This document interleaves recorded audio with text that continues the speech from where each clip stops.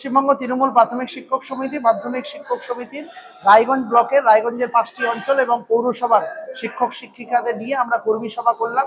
আগামী দিনে 221টা বুথে আমরা হাই এবং প্রাইমারি মিলে আমরা হচ্ছে বুথ ভিত্তিক শিক্ষক দিব এবং মানুষের কাছে বোঝানোর চেষ্টা করব যে রায়গঞ্জ বিধানসভার ক্ষেত্রে কংগ্রেস এবং বিজেপি কোনো প্রকার উন্নয়ন করতে পারবে না এবং এটা হচ্ছে রাজ্য সরকারের ভোট।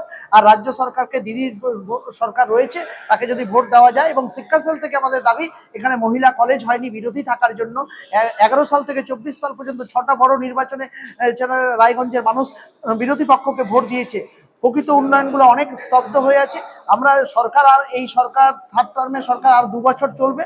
আমরা শিক্ষক শিক্ষিরা প্রতিদিন বাড়িতে বাড়িতে প্রচার শুরু করেছি টিম ধরে আমরা একটা বড় কর্মী সভা করলাম। আমাদের নেতৃত্বরা এসেছিলেন, এনকারেজ করেছেন। আমরা আগামী যে 7 দিন আছে, 16 তারিখ থেকে যে আমাদের প্রোগ্রাম চলছে, 16 তারিখ থেকে 30 তারিখ মানে 15 দিন হলো। আর আগামী যে 8 দিন থাকছে, এই 8 দিনও আমরা হচ্ছে শিক্ষক সংগঠন শিক্ষা সেলের থেকে আমরা প্রচারের মাত্রাকে আরো দ্বিগুণ করব এবং রায়গঞ্জ থেকে কংগ্রেস এবং বিজেপিকে পরাস্ত করে তৃণমূল কংগ্রেসকে, মমতা বন্দ্যোপাধ্যায়কে সিটটা আমরা উপহার দিব।